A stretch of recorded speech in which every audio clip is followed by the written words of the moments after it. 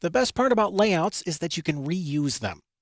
This means you only have to set up your 8.5 by 11 inch layout one time, and then you can use it for any other drawing you wish to print to 8.5 by 11 paper.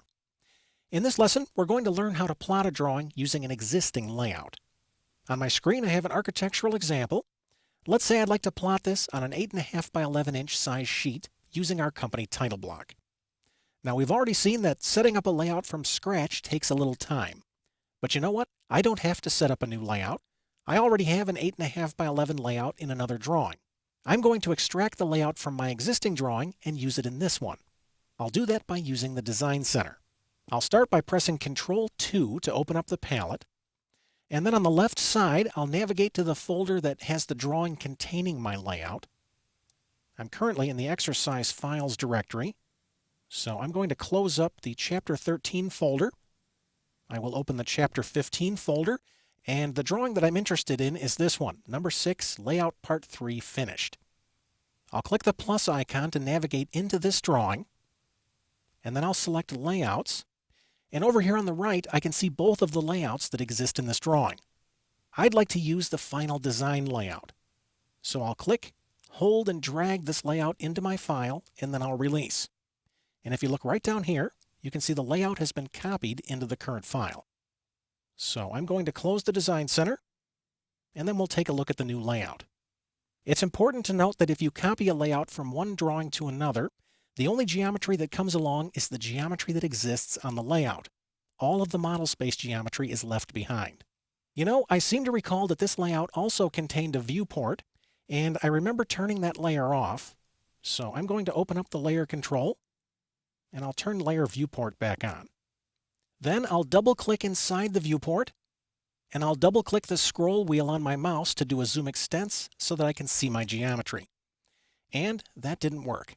You know why? Because this viewport is still locked. Let me click the padlock to unlock this. I'll do another zoom extents. There we go, now I can see my geometry. The next step is to set this geometry to a measurable scale. I'm going to open up the Viewport Scale menu.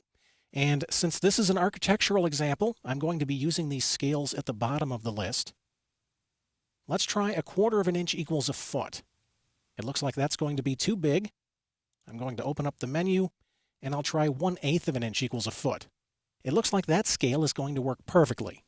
So I'm immediately going to come back down and lock the viewport, and then I'll jump out of the viewport by double-clicking outside the viewport boundary.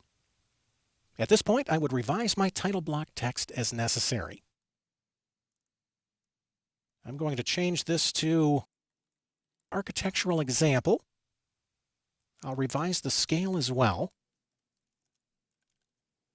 When I'm finished revising all of the title block text objects, I'll press Escape to exit the text command, and then I'll turn my viewport layer back off. Finally, to print this drawing, I'll select Plot, and I'll click OK. And since I'm printing this to a PDF, I will give this a file name. I'm saving this to the desktop. I'll call this Architectural Example, and I'll click Save. On my screen, you can see an example of the finished plot. Imagine if you created a master drawing on your network that contained all of your typical title blocks saved as layouts. Anytime you needed to add a title block to a drawing, you could simply drag and drop the title block from the master file.